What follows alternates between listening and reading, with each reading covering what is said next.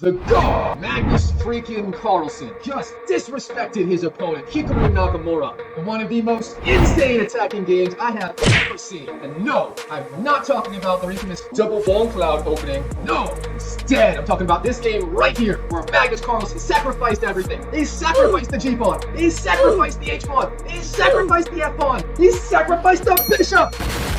And he did it all with one goal in mind: maximum disrespect to his opponent, Hikaru Nakamura. Was it worth it? Let's find out. Of course, this game was played in the May 2024 Casablanca chess tournament. So the first few moves of the game are taken from historical matches between some of the most legendary chess players of all time. And that means you're going to see some of the most exciting back and forth chess between two of the greatest players in the world, and one of the most diabolical Sicilian variations ever invented. And bang! On move 5, already we get this insane Sicilian position from black. All right, how do we get there? Let's go back a little bit here. Okay, e4, c5, knight f3, e6. Typically with e6, black's going for something like a Taimanov or a 4 knights. But instead, after d4, c takes, knight c6, knight c3, and then the ridiculous looking move d6. Okay, what the heck is this? I gotta be honest, this is one of the stupidest looking openings ever invented. Okay, what is black's idea here? Well, this is one of the openings from the historical match. This game was forced by both players. Of course, Hikaru playing white here in the Open Sicilian, and Magnus Carlsen, the one going for the weird opening as black. So what is black's idea here? Well, Magnus Carlsen as black here just wants to get checkmated. It's that simple. Magnus wants Hikaru to play moves like g4, h4, g5, h5, g6, and then Magnus's king is just gonna get checkmated, blown off the board. That's it. I'm not even joking. Okay, seriously, this opening is like the Taimanov and the Scheveningen got together and had a baby, but the baby had a mutation and has a third arm growing out of its forehead. This opening for black is like when you're in high school and you finally ask out your crush to the movies. Yes. And she shows up bringing her best friend without telling you in advance, and you don't want to leave because it's your high school crush, but you'd rather listen to 5 hours of Katy Perry blasted on the radio than stay and sit through the movie. Am I the only one? Okay, seriously, this opening is just that bad for black. What's the problem with this opening? It's one move,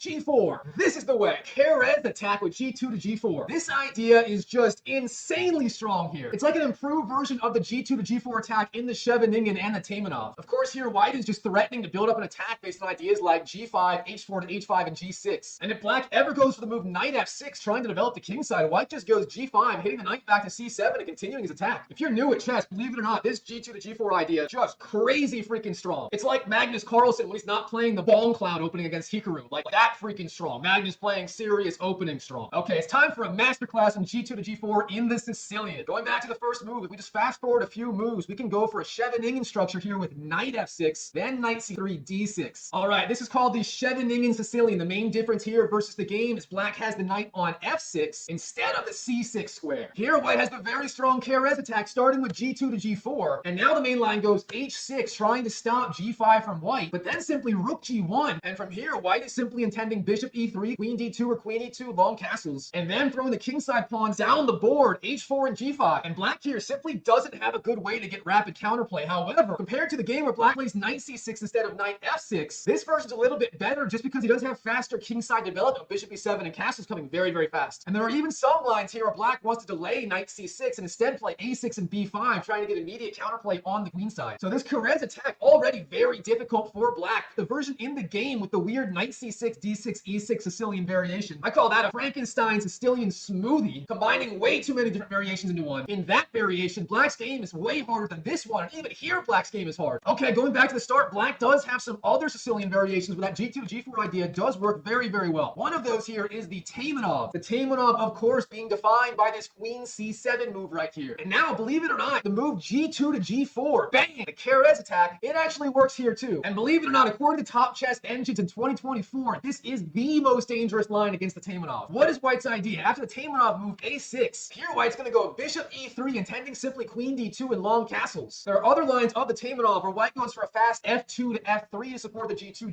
g4 advance, but here white's arguing he can actually skip f2 to f3 altogether and just go for the attack. The alternative, instead of a6 from black, black can actually play knight f6. Well, I say he can actually play it. It is not a good move. Here, the move is actually not g5 from white. If you thought this was the right move, then drop down and give me 50 push-ups right now, because you are not a very stable chess genius. What's the problem with this move? It's the very simple knight takes e4, capturing the knight, and if white recaptures knight takes e4, black has the double attack queen e5, hitting both knights in the center. Then white has to go bishop e3, defending knight d4, but that leaves knight on e4 to be taken. And now black's queen's even attacking the rook on h1. That queen is like a monkey with a machine gun. It is attacking everything. All right, Mike, get it together, get it together. White goes rook g1, then knight takes, queen takes, bishop takes b6. And after bishop b2, rook to b8. Black is just up a clean pawn in this position, and white has absolutely zero compensation. All right, why am I showing you this? After knight f6, the move is not g5, it's knight to b5, attacking the queen. What is the idea here? Black has to retreat the queen to queen b8, but then g5. Now you do it. This is the way. You only attack the knight after pushing the queen back. Now black's best move is knight to g8, and then bishop e3, and here white has an unbelievably dangerous version of that Keres attack. That pawn on g5 heavily restricting the mobility of the knight on g8. And this may look insane, but black has no way to take advantage of white pressing here. The main line simply goes a6, knight d4, then knight takes, queen takes, and now the only move is queen d6, trying to get the queens off the board. But here white has the incredibly strong move. Can you find this move? If you can find this key idea for white in this position, you deserve a happy meal. The key move is bang, knight to a4. White is trying to take advantage of the weak dark squares in the black position. Now after queen takes, bishop takes, and there is simply no way for black to avoid knight b6. And that knight is literally going to be a monkey with machine gun. It is going to be hitting everything in the black queen side. And very importantly, this is the key weakness of the Taimanov. When black goes for the Taimanov variation of the Sicilian, with all of those pawns on the light squares, black just creates all of these dark square weaknesses in his position. Now after d6, knight b6, rook b8, f4, and then knight e7, long castles, and white has a dangerous initiative well into the endgame. Of course, white's advantage is based on these dark square weaknesses, the very powerful mind pieces from white, and the pawn majority on the king side, not the majority, but the space advantage that white has. All of this adds up for a massive advantage for white. Okay, instead of the insane suicidal knight f6 against the Keres attack in the Taimanov, here black has to go for the classical Taimanov move a6, preparing b5 with counterplay. But even here, this g2 to g4 idea from white is just insanely dangerous. And now the main line goes bishop e3, b5, and here white has a way to sacrifice the pawn on e4 in exchange for an absolutely insane initiative. The main line goes knight takes, queen d2, and here black has the really simple idea of b4, deflecting the knight from the defense of the e-pawn. Of course, white allows it. b4, knight e2, queen takes. So what the heck is white's idea here? Well, after the very simple rook to g1, just look at the position. White's bishop is going to go to the g2 square. White's going to have that Catalan-style bishop just slicing through the board. That is one disgusting-looking bishop. Of course, the bishop hitting the queen and potentially the rook with tempo. And here, black's only developed piece, of course, is that queen on e4, whereas white has all of these pieces developed right now. And he's about to go castle's queenside. So in the end, this g2 to g4 idea from white in the Taimanov is very, very dangerous. Okay, last but not least, white can also go for a g4 idea in the Najdorf, but it is a little bit slower. Let's check that out. The Najdorf, of course, occurring after d6, d4, c takes, knight f6, knight c3, and then the key Najdorf move, a6, taking control of the b5 square, preparing e7 to e5. All right, what's white's idea? Here, g4 does not work at all because black still has all this pressure on the g4 pawn. All right, so what is white's idea instead? Well, instead of the immediate g4, white can play the move h3. Now, after a Scheveningen style move like e6, g2 to g4 from white. And now I want you to pay very close attention here. Here we get a very similar position to the one in the game occurring after 6g4. This, of course, being the position in the game. But then we go back to our Najdorf position, and the key difference here, white had to waste a whole tempo getting the h2 to h3 move in before he went g4. And this is one of white's strongest ideas against the Najdorf. And compare that to our other variation. And here white gets the g2 to g4 idea in for free without playing h3 first. So as we can see, out of all the different ways white can get this Keres attack with g2 to g4, this is by far the best for white and by far the worst for black in this weird Scheveningen style position with the knight on c6 instead of the knight on f6. Okay, moral of the story, Magnus Carlsen is in it for the fight of his life, as Hikaru lately has been on fire, and Magnus' opening that he's forced to go into because of the Casablanca tournament is just garbage. All right, let's back up. So what is Magnus Carlsen going to do about all this as black? If there's anyone who can pull this off, this weird opening, it is Magnus. Of course, Magnus Carlsen being the very stable genius of the chess world. Now, Magnus Carlsen certainly does not deserve any happy meals for finding the next move as black, as this is just child's play for Magnus. Here, Magnus Carlsen demonstrates his perspicacity and plays the very prudent move, bang, h6. All right, what is the point of this move? Well, this is actually a very classical Scheveningen style move against the Keres attack from white. The idea here for Magnus, he's just restricting the g4 to g5 advance from Hikaru. White obviously can't play it right now, because after g5, h takes, black is just dominating. And instead, if white tries to prepare g5 with something like h4, which Hikaru actually plays in the game, white still isn't threatening g5, because he has to go rook g1 first to get his rook off off the h-file, which would open up after g5, h takes, and then rook takes h1. So in the end, this h6 move from Magnus wastes only 1 tempo, but forces 2 tempo from white to get that g5 advance in under the best circumstances. That, of course, being g4, rook h1, rook g1, and then finally g5. Of course, there are some other moves that Magnus could have played here, but h6 is clearly the best. Here's what you need to know about Magnus' alternatives and why he did not go for them and why he went for h6 instead. All right, the most obvious idea for a beginner is going to be simply knight f6. What if black just develops the knight? Well, the truth is black just gets a worse version of the Najdorf after the moves g5, knight d7, then bishop e3. Now, this is a key variation of the Najdorf, but the difference is normally white has to play the move h3 first, preparing g4, and only then g5. Here, after bishop e7, white can go h2 to h4 in one move, and that saves him a tempo over the Najdorf. And that one tempo makes a massive difference. Here, white has just an insane initiative. All right, instead of knight f6, Magnus could also play a6 in this position, the classical Najdorf move. Now we get some weird milkshake version of a Najdorf slash a Taimanov slash a Scheveningen. This Najdorf, Taimanov, Scheveningen milkshake does not work for black. All white has to do is bishop e3 in the style of that Keres attack against the Taimanov, and now what is black supposed to do? Well, it turns out his best move is already the super awkward looking knight g to e7. Wait, what? That's the move black has to play here? Knight g to e7? Well, the truth is knight f6 does not work for black here. I mean, it's only move 8 for white, but already black is getting just blown off the board. Here white goes g5. This is the way. Whenever you have opponent on g4 in the Sicilian and black has that knight on f6, you gotta go for it. Now, knight takes d4 from black, but here white has the intermezzo. G takes f6. Then knight c6, f takes, bishop takes g7, and now queen d2. And here, black's king side is just blown the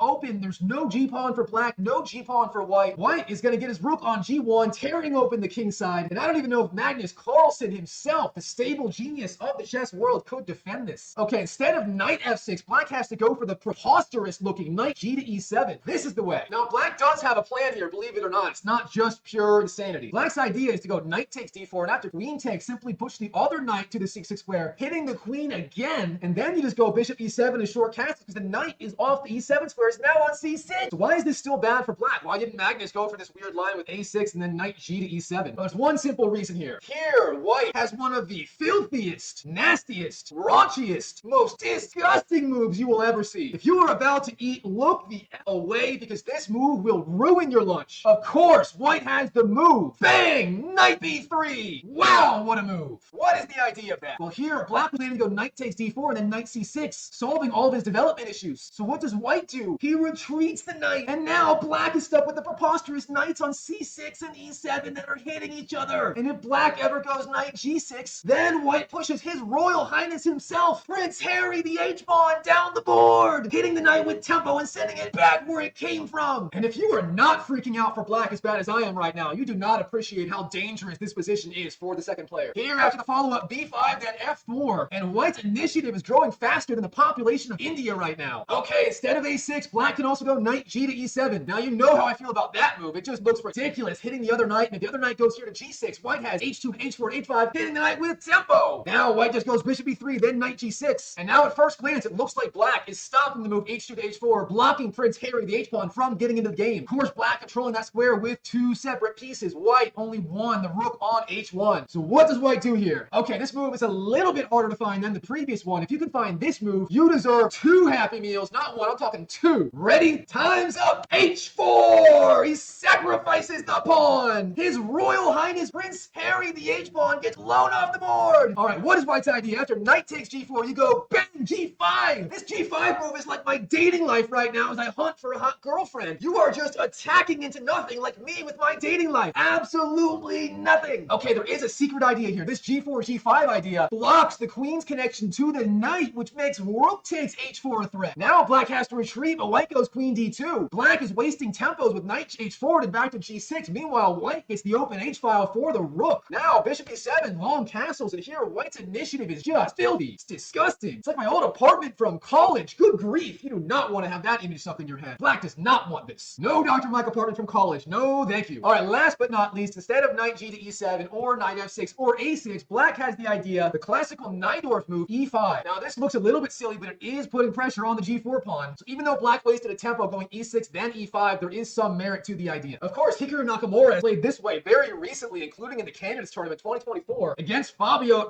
Caruana in the first round. If you haven't seen that that game. I highly recommend you checking it out. Hikaru goes for an insane e5 idea early in the game. But if you're black just starting out at rating 1,000 or 1,500 or 2,000, don't even think about playing this e5 move like this with the knight on c6 and no a6 on the board. Yes, Hikaru can play this way, but let me ask you, are you Hikaru Nakamura? No, I didn't think so. Here, the best move from white is simply retreating knight b3, and then after bishop b7, bishop b3. And here, white just has a crushing version of a Najdorf or a classical Sicilian. There is simply no way to slow down this English attack with ideas like queen d2, long castles, h4, g5, maybe f4, and white is just blowing black's king off the board. That king is like me on a first date with a girl who's just my type. I mean, that king is scared shitless. All right, instead of all this, Magnus does go for the best move in the position, h6, stopping g5 ideas from white and forcing white to waste two moves, h4 and rook g1, getting the rook off the open h-file if he wants to push through g5. All right, you are Hikaru Nakamura in this position as white. You're facing your arch nemesis, the stable genius of the chess world, Magnus Carlsen. What do you do as white here? Well, in the game, Hikaru Nakamura goes for the very principled idea of h4. White is just pushing his Royal Highness Prince Harry the h-pawn down the board. Next, Hikaru goes rook g1 and g5, starting his attack and preventing black from getting knight f6 into the game. Okay, h4 here is very strong, but white actually has a more modern way of handling the position. That is the modern computer idea of rook to g1. Why would white play rook to g1? No need to freak out. There is a very clear idea here. So in the Keres, when black plays h6, white has to play h4, rook g1, and then g5 to get that g5 advance on the board. So what does white do first? h4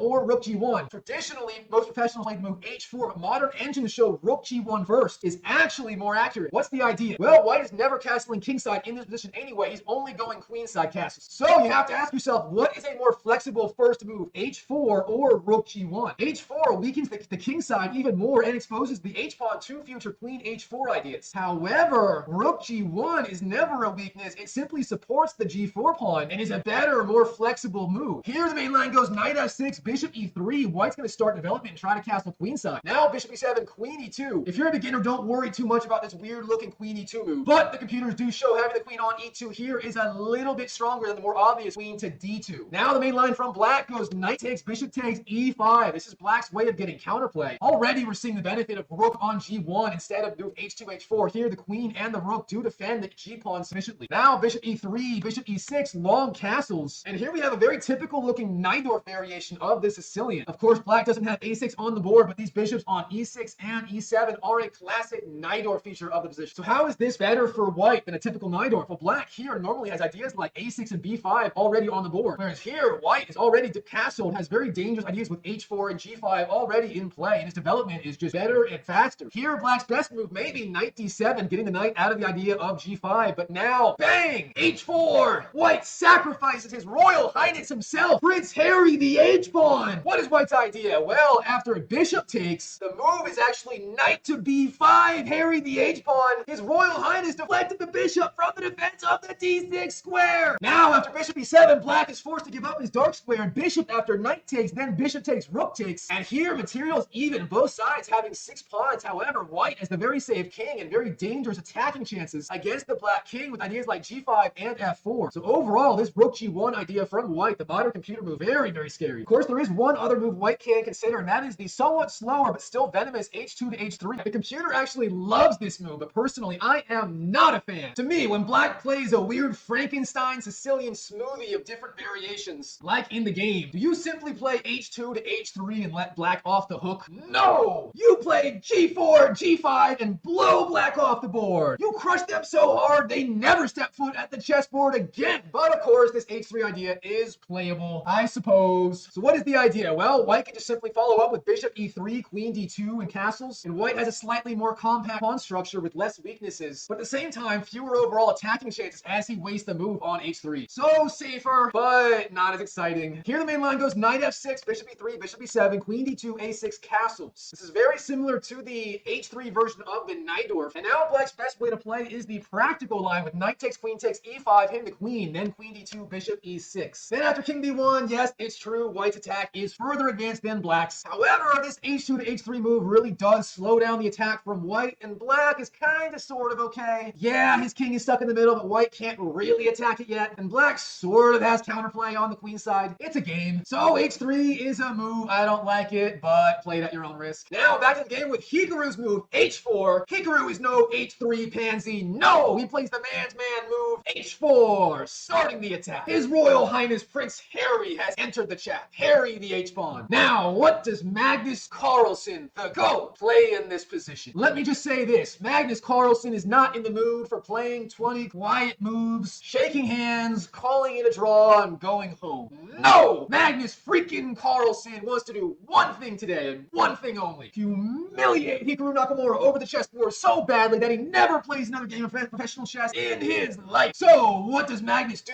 He plays a6, the fighting move, preparing b5. Magnus Carlsen leaves his kingside undeveloped, starting the queenside counterplay, and sends a message straight to Hikaru. You are going down. Of course, in general, Magnus is going to follow up with moves like knight f6, bishop e7, knight d7, b5, maybe bishop b7 and rook c8 and knight c5. And his big idea is going to be pushing through b5 to b4 in the future, whether or not white plays a2 to a3. All while doing this, he's trying to slow down white's advance on the king side. So what is the alternative to a6 here? Well, there's technically the strongest move. Shout out to Dr. Evil. The strongest move, of course, is going to be knight to f6 in this position. Here, black is trying to bust through a very fast d6 to d5, trying to head to a slightly worse, but still sort of playable endgame. Of course, Magnus Carlsen does not want a worse endgame. He's in a fighting mood today. What is the idea? Well, after rook g1, the main move, we go for the endgame line. Here, white threatens the immediate g4 to g5, which forces black to act in the center with the move, bang, d5. Of course, white doesn't have to do rook g1. If he wants, he can also go g5 immediately, but of course, that rules out recapturing with the rook, with the pawn, and instead he has to go bishop takes g5 here. Now, here, white's pawn structure is damaged a little bit on the king side, but he does have that open g-file for the rook. So this is pretty playable overall. Here, black goes bishop d7, trying to develop the queen side. And now, believe it or not, the main move for white to fight for the advantage is the move knight to b3, the key idea. White is just saying, yo, black, your position very, very passive here. What are you doing, man? I can just retreat my knight back and I'm still better than your ass. Instead, if white plays queen d2 here, black has a way to equalize immediately. All right, my friends, it is puzzle time. If you're a Sicilian player as black, or you play the Open Sicilian as white, then this is a good one. What does black do here? This is, mildly complicated. If you're like 1500, 1600, you can probably figure it out. So overall, I'm gonna say you get 2 happy meals if you can figure this move out. Ready? Time's up. The move is knight takes, queen takes, and then bang, queen to b6. What is black's idea? Well, it's the double attack on the queen and the b2 pawn. Here, black is forcing white to trade queens as there is no way to defend the queen and the pawn. After queen takes, a takes, castles, bishop e7, black has equalized the game. Why is black equal here? Doesn't black have the worst pawn structure on the queen side? Yes, but he's still equal. Here, black has the bishop pair and the rook is incredibly active on the open A file. Those two factors combined with white's weaker pawn structure on the king side give black sufficient compensation for the weak queen side pawns. Instead of all that, after knight b3, avoiding that deadly knight exchange, here white keeps an advantage. The best move for black is a6, trying to get counterplay on the queen side. And now white has a choice. You can either go queen to e2 or queen to f3. This is a very instructive position, actually. After either move, of course, white follows up long castles and then just launches everything at black and tries to checkmate him. Personally, I like the move, bang, queen e2. This is the way. Instead, you technically can go queen f3. The computer loves it, but I'm gonna be honest, I don't like this move at all. I mean it. This move, queen f3 in the Sicilian, is like when you have a super hot girlfriend who's way out of your league, and you're taking your super hot girlfriend out for a really nice dinner, you're trying to impress her, and then she has the nerve to go and wear way too much makeup. I'm talking way too much makeup. And in your head, you're like, baby, that is way too much makeup. You look ridiculous. But then you just don't say anything so you don't want to piss her off too much because, wow, look at that dress she's wearing tonight. Damn, girl. But still in your head, you're like, that is way too much makeup. Why did you do that? But you're just not going to say anything about it that night. You're just not. It's like queen f3 in this position here for white. It is way too much, just like your girlfriend wearing way too much makeup before you take her out for a nice dinner. Instead of all that nonsense, you don't go queen f3, you go bang, queen e2. This is the way. Now, after the very logical moves from both sides, bishop e7, castles, b5, a3, and we're starting to see why this queen goes on e2 instead of wearing way too much makeup going to the f3 square. From the e2 square, that queen does a great job defending the pawn on e4. The bishop can simply go to g2 or h3 in the future, and white even has ideas based on f4 or e5, just blowing open the center. So this queen e2 idea, good lord, that is like that dress your girlfriend wears when she's really, woo. All right, back to the main move after knight f6. Of course, Carlsen going a6. We're looking at the move knight f6. The strongest move here is rook g1, and here black has to go for the endgame line, starting with d5. You'll see in a minute why this is the endgame line. Instead, if black goes something else like h5, white gets a massive advantage. Here, all white has to do is simply take the pawn, develop the bishop, take take the knight, then go queen d2 and long castles. Now here, white's attack just lays itself. This position is like the Hans Niemann of chess positions. Here, white's attack just speaks for itself. Okay, instead of that h5 nonsense, no, you go d5 here as black. What is the idea? Well, white can force black to get an isolated d-pawn. And here, white has an incredibly dangerous pawn sacrifice. If you play the Open Sicilian as white, you simply need to have this idea burned into your memory bank. It's like your girlfriend's anniversary. You do not want to forget that, my friend. All right, can you find the move here? This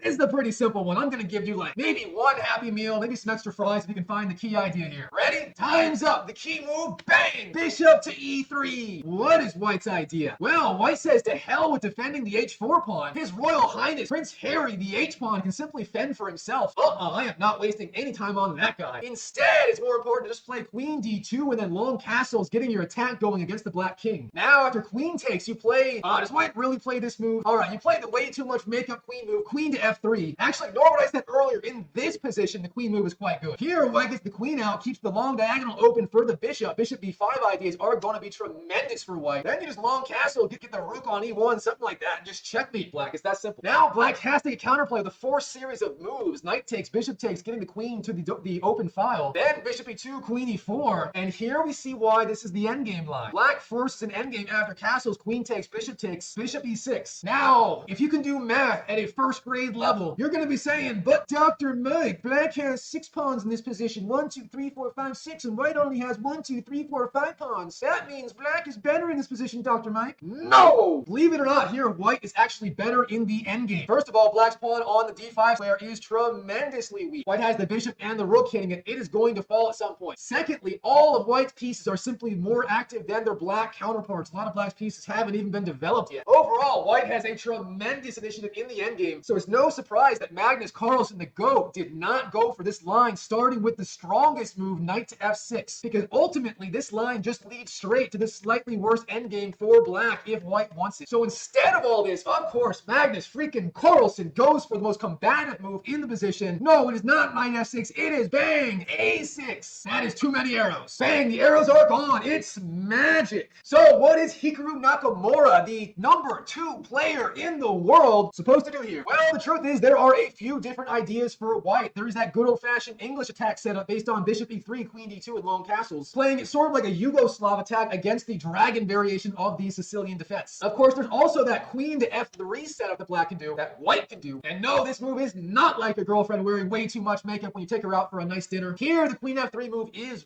very, very attractive for white. Again, white can just follow up bishop e3, long castles as usual. It's very similar to a line of the Taimanov Sicilian, actually. So now the big question, which plan does Hikaru go for? The queen d2 or the queen f3 idea? In the game, Hikaru goes for the move. Bishop to bishop. Hikaru, what? What the heck is this? Is this guy serious? Is Hikaru trolling me right now? What? Hikaru! All right, there are two possibilities. One, Hikaru played this just to troll Dr. Mike. Two, Hikaru actually has an idea here. Keep in mind, I'm only rated about 2,000 online. So comparing me to Hikaru is like comparing the hot girl next door to my forever crush, Sofia Vergara. I am clearly not on Hikaru's level, just like the hot girl next door is clearly not on my forever crush's level, Sofia Vergara. So let's try to figure out what the heck Hikaru is doing here. First of all, bishop g2 does develop the bishop. It also defends rook h1, which means g4 and g5 ideas are on the menu. Of course, after h takes, that rook being defended by the bishop. In addition, that bishop is reasonably strong, defending the e4 pawn and putting tremendous pressure on the long diagonal. That there is a Catalan-style bishop. However, if white wants to attack the black king, white typically needs that bishop on something like d3 or c4, not the g2 square. So overall, this bishop g2, more of a quiet, slow, positional kind of move, kind of like h3 instead of h4 immediately. Not a bad idea by any means, just not the caveman style approach I like to play. Before moving on, let's look at white's other ideas. First of all, white has the very scary rook to g1, sacrificing the h-pawn. This move's actually very similar to that endgame line we saw earlier with the 7 knight to f6 move. Now, after queen takes, g5, bang! This is the idea, cutting off the queen from the retreat. And of course, black can't take, because then bishop takes, hitting the queen with tempo. White also has ideas of trapping the queen, as we'll see in a moment. Here, black goes bishop d7, bang, rook g3. White is literally threatening to trap the queen with rook h3 in this position. Black has to act now. It's like when I I forget my ex-girlfriend's birthday and she points it out to me and it's like, oh shit, you gotta act now, brother. What does black do? H takes G5 is the move, surprisingly enough. If black just wastes a move, I don't know, rook B8, rook to H3, and black is effed up. Instead of that, H takes G5, now bishop takes queen H5. The queen looks safe here, but white has a crazy idea. The idea is queen D2, then after knight takes, queen takes, bishop C6, and now rook H3. White sacrifices the bishop, but black sacrifices the rook. Rook takes H8, now knight E7. Here, black actually has too much activity with the knight and the bishop and the queen, so white has to bail out to an equal-ish endgame. Queen E3, then queen takes, F takes, and believe it or not, here, white is up the exchange with the extra rook, but black has the bishop pair and the extra pawn, and white's pawns are weak, and all of that means the game is about level. We have an equal endgame, ladies and gentlemen. Okay, rook G1 leads to an equal endgame. There are better ideas for white. Instead of that simplest move, simply bishop E3, leaving open queen to D2 and F3 ideas. Now, black's best move is bishop D7, at least according to the engine. I don't really get it. But instead of queen D2, instead of queen F3, here white has the very dangerous idea, bang, F4. This kind of idea almost never works in the Sicilian, getting the 4 pawns attack on the king side. However, you look at black's position and it's like, what the F are you doing, brother? No offense to Magnus Carlsen, of course. So here black's play is so weird, so slow, so Frankensteinish in the Sicilian, trying to stitch together different ideas, but doesn't really work out. Kind of like my Instagram profile. So black's position is so weird, so awkward, so bad, like my IG profile, that white can simply go for the 4 pawns attack immediately. Then after B5,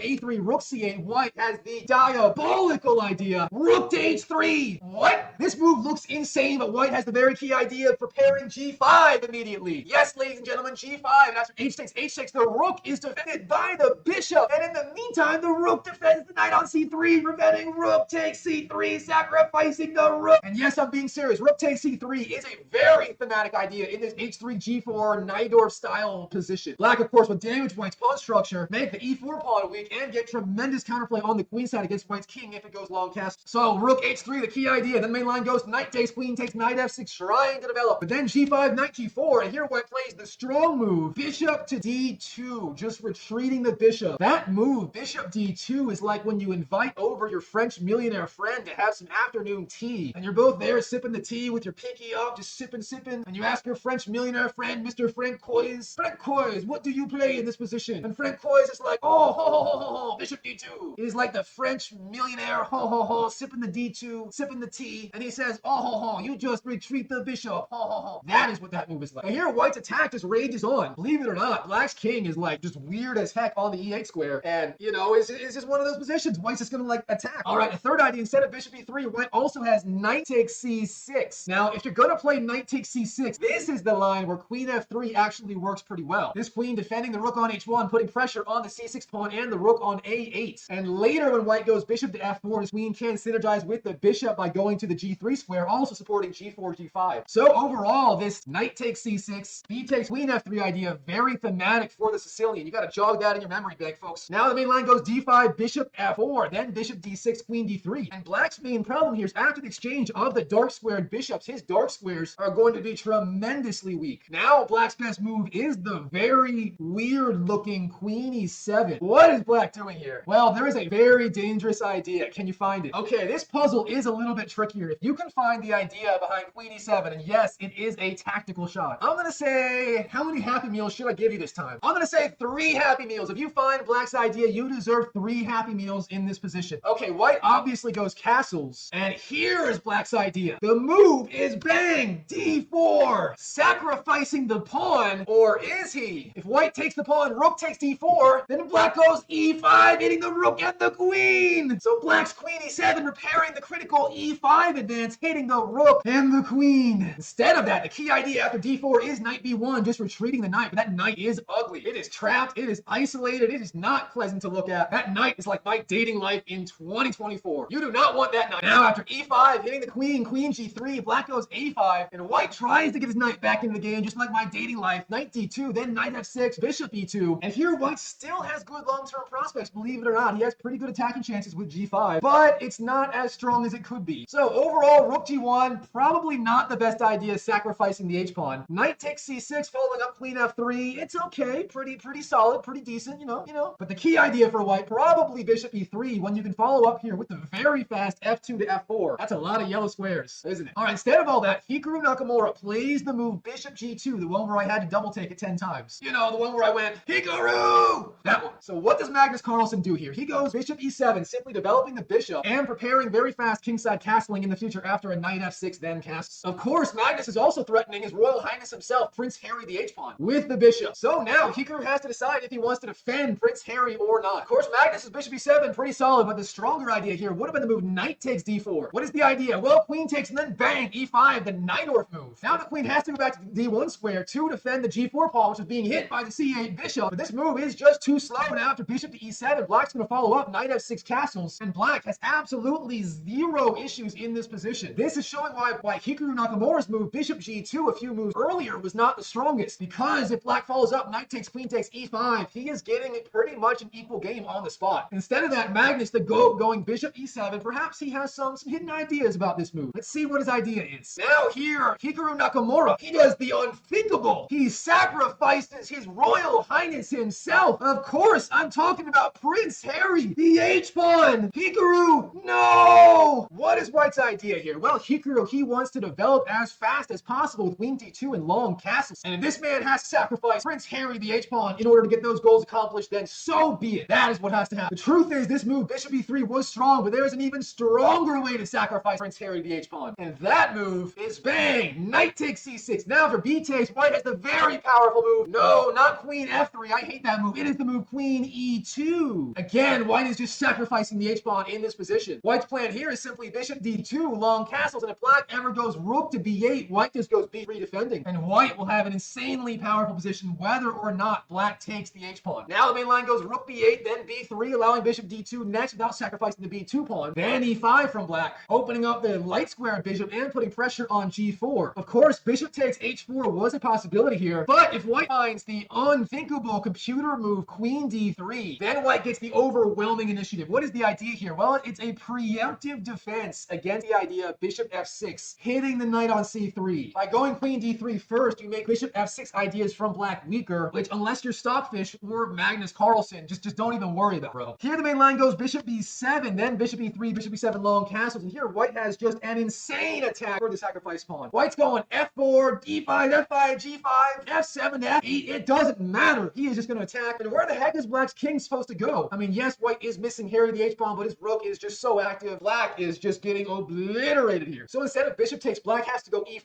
Again, bishop d2, sacrificing the pawn after bishop takes long castles. And as usual, white has just too much attacking potential in this position. I call this one of those monkey with a machine gun positions. There is just too much attacking position. There is just too much attacking potential here for white. So back to the game. Hikaru plays bishop e3, simply preparing queen d2 or queen f3, then long castles. What does Magnus do? Well, he finds the strongest idea. We're not covering anything else. He finds the critical idea that allows him to transform his position into a Open Sicilian. It is the idea knight takes, queen takes, e5. Yes, this is the way. Hitting the queen, opening up the e6 square for the bishop, and black actually gets a pretty good Najdorf. Now, personally, I am a Najdorf player, so I always get way too aroused when I see these Najdorf style positions in the game. Of course, the Najdorf pretty much being defined by black going a6, then d6 and e5. Now, white has to retreat the queen. There are no Gotham chess queen takes e sacrifices today. No! Instead, Hikaru goes queen d1, simply retreating the queen and defending the pawn on g4, by far the best move. Now, what does the GOAT Magnus Carlsen do? He starts with the Najdorf idea of bishop e6. In the Najdorf, black often gets his bishops on the e6 and e7 squares. Of course, Magnus trying to delay the knight f6 move because that runs straight into g4 to g5. And by the way, this bishop e6 move prepares rook to c8. c8 typically being the best square for the rook. When one, the rook is just very, very active on the c-file. Two, that rook synergizes with b5 to b4 ideas, trying to kick the knight away when the rook is actually hitting c2 pawn. And three, that rook is often threatening exchange sacrifices on c3, where yes, black sacrifices the rook. So overall, bishop e6, very strong move, very good multi-purpose move. That bishop even controls the d5 square, which is important if white goes knight d5. I think I need some more arrows in this position. So is there an alternative? Well, black always has to consider, what if I just take the pawn on h4 that white's just kind of given me on a silver platter? Well, here white has a deadly tactical shot, which completely refutes the idea of bishop takes h4. If you want to pause the video to solve this puzzle, pause. I'll pause it right now. Let's see. This one, it's not too hard, but you know, it's got an idea. If you can find this idea, I'm going to give you 2 Happy Meals. Ready? The idea is knight to d5. Now, white has a double attack on the c7 square and the bishop on h4. Oh, that is nasty. If black does nothing, rook takes h4, queen takes, and then knight c7 check, working the king and the rook. What does black do here? Sadly, black's best move is already king f8. That is ugly move. Ugly, ugly, ugly. Now white has bishop b6. That bishop is a monster on these dark squares. Then queen g5, knight c7, forcing the rook move. Then you take the pawn with check. Then after the queen retreats, you take the queen, and then knight d5 check. The king moves, bishop moves, working the rook and the pawn. Oh, that is an ugly situation for black right now. Woo! Here, white's gonna win the rook or the bishop, maybe a pawn with just a decisive advantage. So obviously, this line reveals why bishop e6 was the best move from Magnus, the multi-purpose move, and avoiding the trap, taking the pawn on h4. Now, in this position, there are 2 equally strong ideas for Nakamura, and he does play one, and he plays one that probably I like the most. Here, Hikaru plays the very strong knight to d5. Here, white is threatening to just take the bishop on e7, that bishop being a key defender of the king side and the d6 pawn. And if black takes the knight, then white has either a capture, both are good, e takes or queen takes, and white keeps a very strong position. The other move white has here is the idea of bishop to f3. What the heck is that bishop doing? Well, actually, it's not that complicated. The bishop over defending the pawn on g4, which lets white develop queen d2 without immediately sacrificing the g4 pawn. Now here, what does black do? What does Magnus Carlsen do if Hikaru went for this idea? Well, the strongest move is simply knight to f6, putting pressure on the g4 pawn, preventing that queen d2 idea immediately. Instead, white has to do a queen e2, which allows long castles while still defending g4. Now, rook c8, long castles. And here, if you're playing black and you're a Sicilian player, your spidey senses better be tingling. If you can find this move, you only deserve 1 Happy Meal, maybe not even a full Happy Meal, maybe just some French fries, my friend. This move is that obvious. And yes, of course, I am talking about the move rook takes c3. Black sacrifices the rook. Now, after b takes, queen to c8, hitting the vulnerable pawn. What is black's idea? Yes, he sacrifices the rook on the c3 square, but in return, white's queen side is obliterated. Black gets all the attacking chances, and white's extra rook really isn't doing much yet. Now the main line goes g5, knight d7. That knight is rerouted to c5, then a4, just being a monster. Now g takes, king b2. What the heck? White's idea, first of all, is defending a2, but then he's going for the insane manual castling. Okay, that's not manual castling. It's like manual reverse castling? Reverse manual castling? The idea of rook b1 and then king to c1. Uncastling. Uncastling? Manual uncastling? The main line continues. Queen c6, rook to b1. Then knight f6, king c1. White continues his idea. Then bishop takes, but white can go rook b6 with tempo, hitting the queen, queen c7, now queen d2. And this game is just unbelievably complicated. Black has full compensation for the sacrificed rook in that he gets the extra pawn, and white's pawn structure is just destroyed. But of course, white does have good piece activity and an extra rook for the minor piece. Personally, I'd much rather be black here as a Nightor player. I love the idea of this, but maybe that's just me. Okay, back to the game with Hikaru's move 12, knight d5. I love this move. Don't worry, I got you, bro. Getting rid of those extra arrows. I love this move, knight d5. Very active. This knight very often jumps to the d5 square in the Nightor. And if black ever tries to take back, a bishop takes e6, then white can recapture with the pawn or the queen. Both of those having their advantages. Either way, white gets a very good game. So, what is the GOAT Magnus Carlsen supposed to do here? What does he do about that knight on the d5 square? Well, as usual, Magnus freaking Carlsen finds the best move, and it is the cold-blooded move, rook to c8. Magnus just ignoring white's idea of knight takes e7. What is Magnus doing here? Well, he ignores the threat and maintains maximum flexibility in the position. That knight, of course, waiting to go to f6 for the best time, and that rook always going to be perfectly placed on the c8 square on the open c file. Most importantly,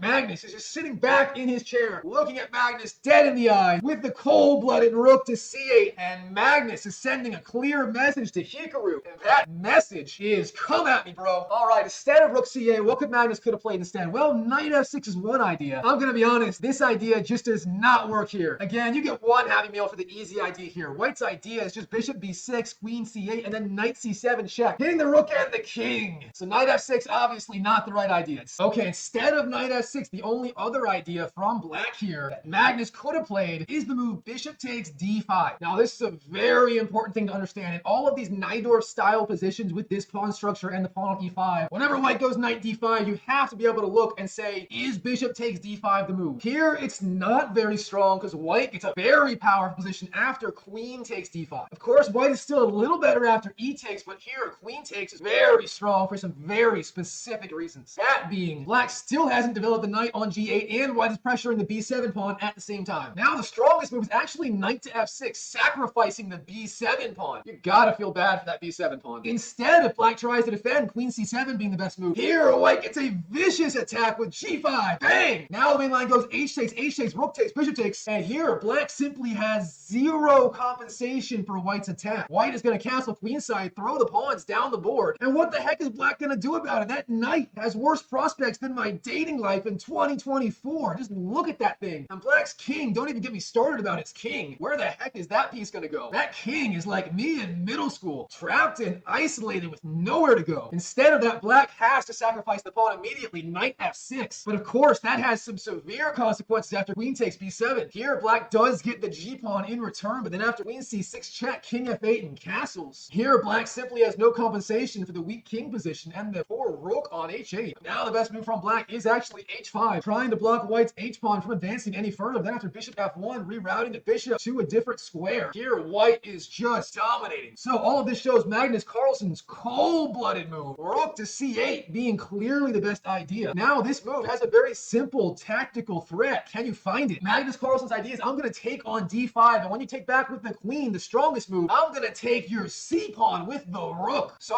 what does Hikaru Nakamura do about it? Well, he finds the strongest move in the position, c2 to c3. Hikaru, this is the way to defend against Magnus' imminent threat of bishop takes and then rook takes c2 after queen takes. Very nice move from Hikaru. Now Magnus has a big choice, to take the pawn on h4 or not to take the pawn on h4. That is the question. His Royal Highness Prince Harry, the h-pawn, does not want to die. But you never know, and Magnus Carlsen's a stone cold killer, and he will not hesitate to take out Prince Harry, the h-pawn, if that is what he must do. And here Carlsen plays the cold-blooded move. Bang! Knight to f6. Magnus does not want to win that h-pawn on h4. Prince Harry is safer now. Instead, he just wants to complete development with short castles and get on with the game. This all looks fine and dandy, but there's just one problem in this position. What if white just takes the bishop? As we'll see, this creates tremendous complications. Going back a move here, Magnus could technically take with bishop takes h4. However, here, white has a combination that reaches a drawn position immediately. If you like puzzles, go ahead and pause this video. How does white draw the game? How does Hikaru get a forced draw against Magnus? I'm gonna be honest, it's not super complicated. If you get this puzzle right, you deserve only one happy meal. Of course, the key idea here, bang, bishop b6. What is the idea? Well, white is just hitting the queen, and of course, the queen is tied to the defense of the h6 bishop. All right, black has to move the queen while defending the bishop. Obviously, e7 not a good square, f6 not a good square. The knight controls that. Instead, here, black has to go queen g5. But then, Hikaru, all he has to do is retreat the bishop. Bang! Bishop e3, hitting the queen. Once again, the queen tied to defense of the bishop. It has to retreat to d8. And then you just go bishop b6. And it's a draw. Black goes here, you go here. Black goes back, you go back. Obviously, Magnus Carlsen in a fighting mood today. He does not want no forced draw. No! Instead, Magnus the sharp knight f6. But as we saw, this opens the idea knight takes e7. Why on earth would Hikaru Nakamura take the bishop with the knight? Isn't that the good knight on d5 square? This is the bad bishop on the e7 square? No! Instead here, this bishop's actually the key defender of black's entire position. The truth is, these Najdorf structures with the pawns on the d6 and the e5 squares, they are very tense, and that bishop on e7 holds together the entire position. Of course, it has the critical role of both defending the king side and, of course, defending the d6 pawn. This means even if white gets something like queen d3 and long castles with the rook on the d1 square, the queen and the rook are never threatening d6 because of the bishop defending it. So overall, very strong move from my man, Hikaru Nakamura. Knight takes e7. Okay, now after Hikaru plays knight takes e7, Magnus Carlsen has the very obvious recapture. He just recaptures with the queen. Queen takes.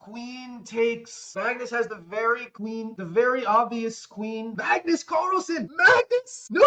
Magnus, you took with the king! What are you doing? Magnus Carlsen, king takes e7. Bang! With the king recapture. And yes, I'm not trolling you. Magnus literally just took with the king instead of taking with the queen. What the heck is Magnus's idea here? Why am I screaming? Black just voluntarily forced his king into the middle of the board instead of the obvious queen recapture. Magnus Carlsen playing king takes e7 in this position is like when your girlfriend wants to try something new. And you're like, baby, no, it's a bad idea. Last time we tried something new with your idea, it did not end well. But then she surprises you and does it anyway. And you're like, girlfriend, no. But she does it. And all of a sudden, you're like, holy moly, that is Magnus. I did not expect that, but that is exactly what I wanted. You know exactly what I'm talking about. And that is what Magnus Carlsen playing king takes e7 is like. Magnus Carlsen playing king takes e7 is like your girlfriend surprising you with the crazy idea you didn't think you wanted, but she does it anyway, and then you realize that is exactly what I wanted. So what is Magnus's idea? Well, right now the king replaces the bishop on e7, adding additional support to the d6 square. From here, Black's king is also relatively safe in the center, believe it or not, or at least as safe as it would have been on the king side, where White's just threatening g4 to g5. And again, believe it or not, this is a thematic recapture from Black in the Najdorf, and Magnus obviously knows that. But before looking at the consequences of the insane Magnus Carlsen king takes e7 recapture, let's check out the more obvious move, queen takes e7. Bang! Queen takes e7. This move keeps the king on e8, which means Black has the additional option of short castles, which he does not have after moving the king. On the other hand, the king does not defend the d6 square now, which means it's going to be way easier for White to go queen d2 with long castles piling up on that d pawn. Now, believe it or not, in this position, we have a forced draw after 29 moves. Yes, this 29 move forced draw is a real zinger, maybe the toughest combination I've ever showed you on the Dr. Mike Jansen chess channel. Therefore, I'm upping the ante here. If you find this 29 move forced draw combination in the next 5 seconds, then you deserve not 1, not 2, not 3, but 29 Happy Meals. 1 Happy Meal for every move played by both players, them being Hikaru and Magnus. Ready? Time's up. Here we go. White starts the attack with bang, g5. This is the way. White's already all in after g2 to g4. He has to go for it. Black, knight g4, kicking the knight into White's position. Now bishop b2, getting the bishop out of the threat of the knight. Then h takes bang, h takes g5. Magnus opening up the game after bishop takes queen d7. Magnus getting the queen to safety. But now queen e2 from Hikaru, preventing Black's queen from getting the critical b5 square. Now both sides start their attack. b5, h5, b4. Black is the first to strike with the pawn sacrifice. What is Magnus Carlsen's idea here? After c takes queen a4. Magnus infiltrates with a queen. Now f3 striking back at Black's knight. Knight f6 and h6. The alpha 0 attack. His Royal Highness Prince Henry the h-pawn undermining the g7 square, which is defending the knight. But Magnus is a gangster. He does not give an F. He responds with bang. Rook to c2, hitting the queen. Now queen d1, queen takes 4, queen takes b4, check. Magnus Carlsen's queen has already become a monkey with the machine gun. It is attacking everything in White's position. The b2 pawn, the king, the e4 pawn, sort of. Now bishop d2, White retreats, but queen takes b2. What is White doing? Now rook b1 hitting the queen, but Hikaru sacrifices the a pawn. Queen takes a2. Now rook b8 check, forcing the exchange of the rooks with rook c8. Now rook takes, bishop takes, now h takes g7. What is Hikaru's idea? He gets the pass pawn on the 4th rank. Now rook takes, the only move from Black. By the way, if you're a dummy and you thought rook g8 was the move, White goes rook to h8, pinning the rook to the king. Then rook takes h1, king takes bishop e6. If you made it this far, you deserve 15 Happy Meals because we already 15 moves into the 29 move forced draw. Now f4, White has to go for it, and now a series of forced moves. Queen b2, queen a4 check, hitting the king. King e7, bishop f3. Now queen b6, f takes e5, queen to g1 check. Carlsen's queen infiltrating on the king side. What is Black's idea? Well, Carlsen wins. You guessed it, the e-pawn. Now Hikaru Nakamura has to continue the attack against Black's king at all costs. How does he do it? Yes, that's right. Hikaru Nakamura has to sacrifice the bishop. Now king c1 d takes. What is Hikaru's idea? He just lost the pawn and the bishop. Well, now Black's king is completely exposed. It forgot to wear pants today, and White can force a perpetual check with this forced sequence of moves, ending with queen to e5 check. Wow, what a forced draw that was. Again, if you calculated all 29 moves, you deserve 29 Happy Meals, my friend. 1 for each move from Hikaru Nakamura and Magnus Carlsen. Of course, that is not what happened in this game. Instead, Carlsen went for the diabolical king takes e7. Again, just like when your girlfriend surprising you with that thing you didn't think you wanted until she did it, and then you were like, oh boy, you know what I'm talking about. That surprise from your girlfriend is just like Magnus Carlsen recapturing on e7 with the king. Now, what does Hikaru do? Hikaru continues g4 to g5, starting the attack that he started with g4 and h4. Instead, the only other idea is to defend the g-pawn without pushing. That does not work at all. Here, if White goes bishop f3 instead of g5, this move is just too passive, and Black attacks the pawn on g4 anyway with the queen. And now White has to push g4 to g5 anyway, meaning his whole idea was a failure. Now g5, knight g4, bishop takes, hitting the queen, f3, then bishop h5. And here, believe it or not, Magnus Carlsen is completely in control. He has the advantage. Black's king in the middle is safe. White's king is nowhere to go, and Black has the better position. Instead of bishop f3, f2 to f3 would have been the better move to defend g4, but then what the heck is your bishop doing on g2? Okay, I've got another puzzle for you. If you are Magnus Carlsen as Black here, what do you do? This move is pretty easy to find, so if you get it, you only get 1 Happy Meal, just 1. Did you find it? Time's up. here Magnus would play the move d5. This is the classic Najdorf move, breaking in the center with d5. If you are going to play the Najdorf or even the Sicilian in general as black, then you simply have to know this idea. When white wastes all this time with simply preposterous moves like f3, bishop g2, g4, h4, the best way to counterattack that nonsense is, of course, d6 to d5. Now, after a series of forced moves, we get an endgame where black has an extra central pawn with a better pawn structure and just better overall piece activity in this position. Obviously, f3, not a good idea because black goes d5. Instead, Hikaru goes for the only logical idea, g4, g5, and we are off to the races with the attack. Here, Magnus Carlsen plays the very strong move, knight to g4, hitting the bishop and threatening knight h2 in certain lines. Of course, this knight on g4 is not yet at monkey with a machine gun level craziness, but it is rapidly getting there. Instead, all of the alternatives for Magnus were way weaker than knight g4. For example, here at black white h takes, then white just goes bishop takes g5, activating the dark square bishop and pinning the knight to the king. This is not good for black. Of course, after queen a5, he is doing okay, but again, h takes g6, not the way. Another idea instead of knight g4 would have been knight to d7, simply retreating the knight, but I am not a big fan of this move. It is just too passive. What is that knight doing on d7? Here, white fights for the initiative after g takes, and simply queen d2, hitting the pawn, but also preparing castle's ideas, putting pressure on the d6 pawn. Now, Magnus would have had to find the cold-blooded move, knight to c5, just ignoring the threat against the h6 pawn and launching his own attack on the e4 pawn. Now, after f3 defending the pawn, black goes d5, bang, the counterattack in the center. And here, black equalizes after e takes, queen takes, and we get an equal game. Of course, Magnus Carlsen doesn't want equality. He doesn't want equal endgame. No! Instead, he goes knight g4, launching the knight deep into enemy territory. Here, Hikaru Nakamura plays the strongest move in the position. Yes, that's right. He goes bishop to g1, retreating the bishop to the starting square. What is the idea? Well, first of all, Hikaru wants to keep that dark square bishop alive, but secondly, he knows Magnus has the very strong idea queen to b6 next, hitting both the b2 pawn and the f2 pawn, threatening checkmate in one move. So bishop c1 prophylaxis against the queen b6 idea, at which point the b2 pawn is defended, so then Hikaru can play queen e2 or something similar, defending the f2 pawn. Instead of that, the other idea is simply queen to e2, letting black get the bishop, but white argues it's not that big of a deal. Let's see how that pans out. Knight takes, queen takes, the move is h takes g5, trying to open the h file. White says no thanks, queen takes, but then king to f8, and suddenly white is just worse. He has the worst pawn structure, the worst bishop, arguably the worst king, and zero attack. Here, white has to bail out into an equal endgame after queen takes, rook takes. Now bishop f3, trying to get the bishop back to a better diagonal, but then g6. And here, the best white can do is try to force something on the king side with the alpha 0 style attack with bang, h5. But here, Carlsen would simply go g5, blocking the attack, and after a rook g1, Carlsen would play the cold-blooded move, f6, the Ben Feingold counterattack. Black just supports his pawn structure, and here, black is just dominating the position. Okay, back to bishop c1 from Hikaru. Now, Magnus has a choice between two equally powerful ideas. Either Magnus takes on h5, or he plays queen to b6. In the game, Magnus does take on h5. Before that, let's look at the alternative, queen to b6. Now, Hikaru's last move did defend against this threat, defending the b2 pawn, but here, Magnus could still threaten checkmate in one move, so we have to look at it. Now, after queen e2, defending the f2 square. Now, the only good move is h takes g5, and here, white has a couple of different ideas, either bishop f3 or bishop h3, hitting the knight. Of course, h takes g5 here is simply no good. If Hikaru plays that move, then Magnus Carlsen just starts an all-out blitzkrieg attack on the position, ending with a bishop sacrifice. Here's how it goes down. H takes, bishop takes, rook h8, activating the other rook. So now bishop g2, the only move, but then bang! Rook to h2, hitting the bishop again. Queen f3 from white, defending the bishop. But now Magnus with a central breakthrough. Bang! d5, blowing open the position. Now he takes, bishop takes, hitting the queen. Magnus sacrificing the bishop, but it's not a bishop sacrifice. As no matter what white does, white is just busted here. For example, if queen takes g4, black just goes rook takes g2, hitting the queen and the f2 square. Instead of that, queen takes d5, then black just goes queen takes f2, and white is busted. All right, no h takes g5. Instead, what about bishop f3 hitting the knight? Well, now just knight h6 retreating the knight. Simple chess from Magnus. Then after bishop takes g5, bang, f6, the Feingold counterattack. Now bishop e3, queen c6, getting out of the hit of the bishop. Now h5, knight f7. Magnus just consolidates the game. But overall here, the position is still roughly equal. So queen b6, very good idea. Instead of that, h takes g5 on the board from Magnus. Now Hikaru Nakamura has a choice. What the heck is he supposed to do here? In the game, Hikaru goes for bishop f3, but actually f2 to f3 is the key move. Of course, h takes g5, also possible. Let's have a look look at this one first. Well, it turns out this obvious move's actually a blunder. If you can figure out why, you definitely deserve a Happy Meal here. The key idea, of course, being rook takes, bishop takes, queen h8, activating the queen on the open h file. And now Magnus Carlsen is simply winning against Hikaru no matter what Hikaru does. For example, bishop g2 defending the bishop, but now bang, queen h2, hitting the bishop. Now if white tries to hold things together, queen f3 defending the bishop, then bang, queen g1 check, and white here is busted. Hikaru goes bishop f1, bang, rook h8, activating the other rook. Then queen g2, rook h1. And now the key threat is knight h2. Oh my god, these black pieces are just disgusting. Now the main line goes queen takes, rook takes, still threatening knight h2, f3, knight h2. It looks like white's defending king f2, but now rook takes, king g2, rook takes f3. The rook is defended by the knight. And after king takes, bishop d7, that bishop is going to c6, and the e-pawn's gonna fall. White behind in development, down 2 pawns. Hikaru would just get smoked here by Magnus. Again, Hikaru plays instead of that bishop f3, but the key move, of course, is f2 to f3. And now, no matter what black does, Hikaru gets a small advantage in this position, with the best moves, of course. Now the best move is knight to f6, just retreating the knight. Instead, knight h6 does not work here, as black has to sacrifice the knight or retreat it to the incredibly passive g8 square. Indeed, after h takes g5, the best move for black here is actually sacrificing the knight, knight g4. However, black does not get enough compensation after the 4 series of moves f takes g4, rook takes, bishop takes. And here white is up a free piece. The alternative after h takes g5, knight g8, that knight is just horrible on the g8 square. It's like my dating life in 2024. You do not want that knight right now, or my dating life. Instead, after f3, knight f2 also doesn't work here. If you think this is the way to go, you've been watching way too many Gotham chess videos. Now after king takes, queen d6 check, this is the key idea of the knight sacrifice, but it doesn't work here. King e1, g takes, queen d2, and then after f6, queen f2, that is the key idea, blocking the queen's activity and offering a queen trade. From here, white just follows up bishop e3, and he is perfectly fine. Instead, after f3, Magnus would have to go knight f6, but here, bishop takes g5 is the key move, pinning the knight, and now black has to get his counterplay going on the queen side with some combination of a5, b5, and queen b6. Here, b5, queen d2, queen b6, and we get another roughly equal position where maybe Hikaru has the slight initiative. Now the main line goes h5, activating his Royal Highness himself, Prince Harry, the h-pawn, and Magnus responds a5, activating Arnold Schwarzenegger, the a-pawn. Then a3, rook h7, defending g7, bishop f1, bishop b3, bishop e3, queen c7, and we reach this weird position where both sides have a hard time making progress. Okay, f3, the best move. Instead, Hikaru goes bishop f3, but this turns out to be the fatal mistake of the game from Hikaru. Here, Magnus freaking Carlsen keeps a huge advantage if he finds just one key move in this position. And yes, he finds it. And yes, you deserve one Happy Meal in this position if you can find Magnus Carlsen's key move. And this is a great idea for Magnus. The key idea is bang, queen d7, just supporting the knight. That knight is close to achieving monkey with a machine gun status. It is just a monster. Now after queen d7, Magnus Carlsen has a big advantage over Hikaru, but can he convert the advantage into a decisive victory against his longtime rival in Blitz and Rapid? Let's find out as the next phase of the game begins. But before that, of course, if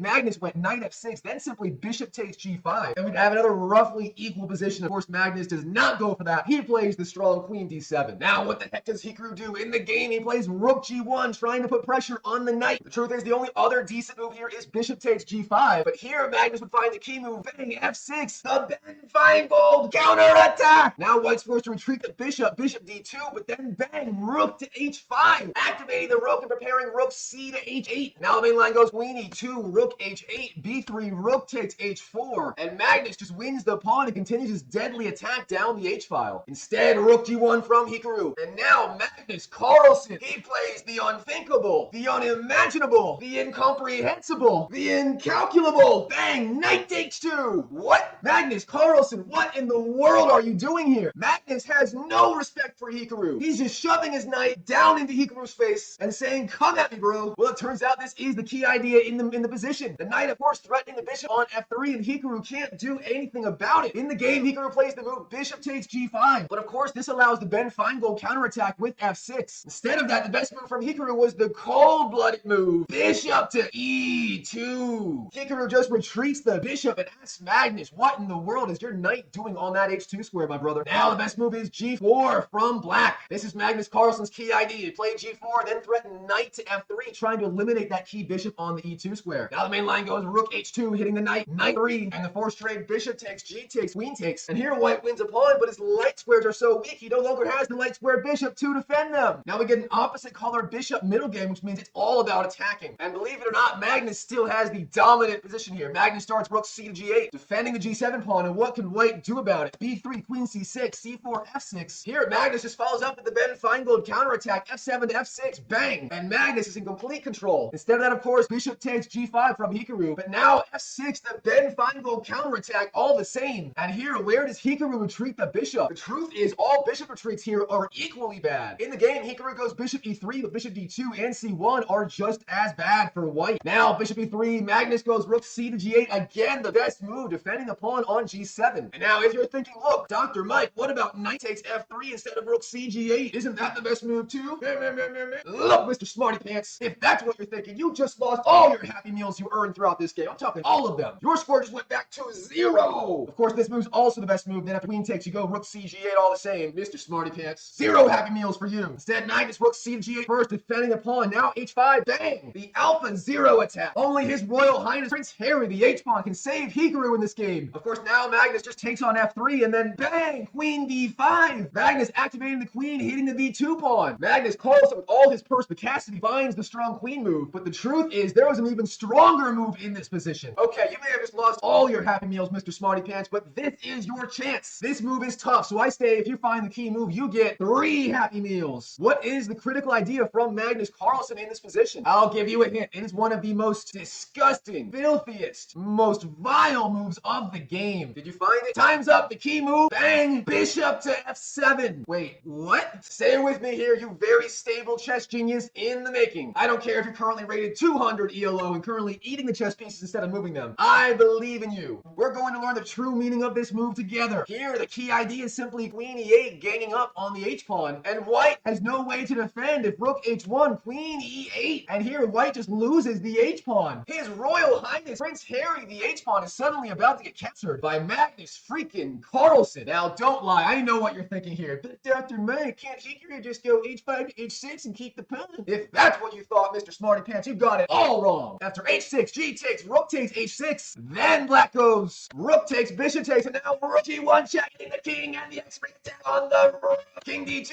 rook takes a1, and you lose, Mr. Smarty Pants. Instead of that, the key move, bishop f7, Magnus goes queen to b5, hitting the b2 pawn. Now, bishop c1 from Hikaru. Hikaru Nakamura is scared shitless here with the out-of-control Magnus. Hikaru is like a deer in headlights. He's like me on a first date with a hot girl who is exactly my type. He is scared shitless. He throws back the bishop. Bishop to c1, defending the pawn. But this is the wrong move. Hikaru, no! Instead of that, the way is b3. This is the way. This is the best way to defend the threats from the queen. What's the idea? Well, after queen d3, rook c1, defending the c3 pawn. Now Magnus just goes bishop f7, but Hikaru Nakamura has a secret idea. And now Hikaru has to sacrifice. Yes, sacrifice. You guessed it. The rook. This is the key idea. Wait, what? Hikaru has to do what? No, this is not fake. You are not dreaming. This just happened. Rook to g5, sacrificing the rook. And if you can find the key idea for white here, why the heck you just sacrificed the rook? You deserve 7 happy meals, my friend. What's the idea? Well, if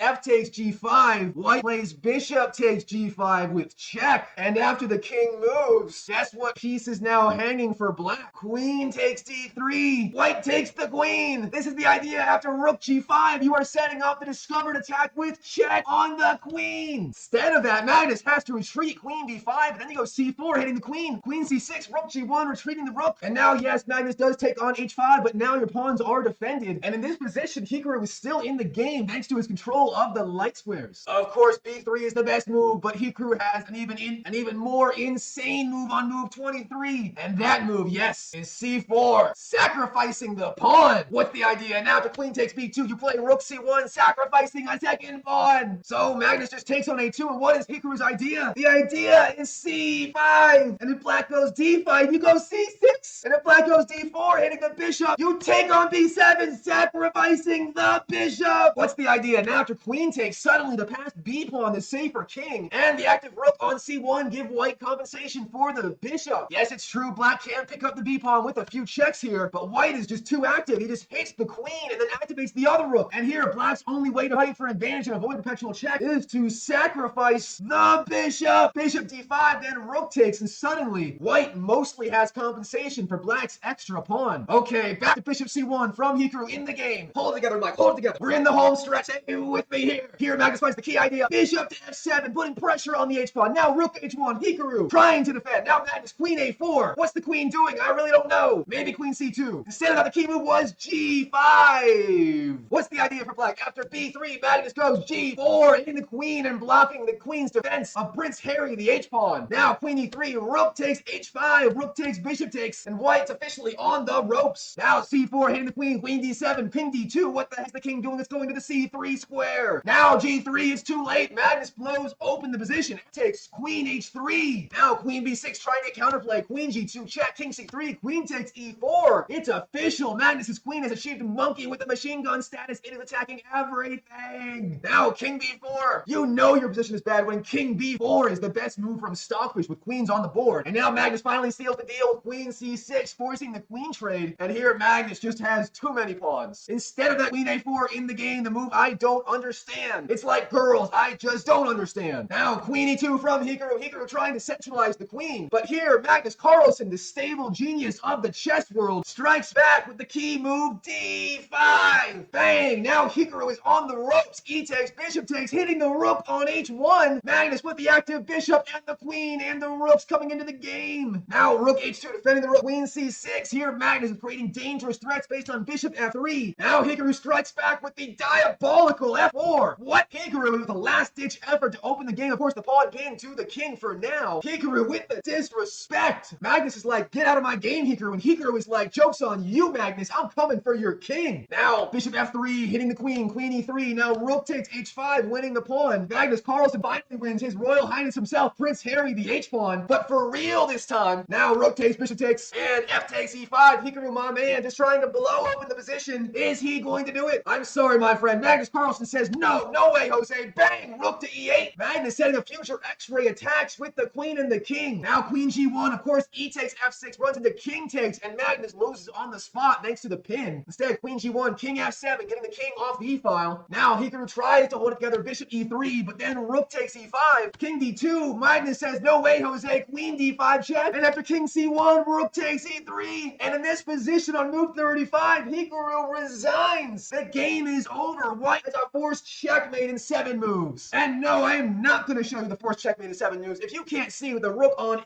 a1 that white is just busted, then you are truly hopeless in the chess world. I'm sorry, the chess here just speaks for itself. Shout out to Hans Niemann. It speaks for itself. Wow, what a game. If you enjoyed this video, then you can click right here to watch another one of my videos, or click right here to watch yet another one. And I'll see you in the next video.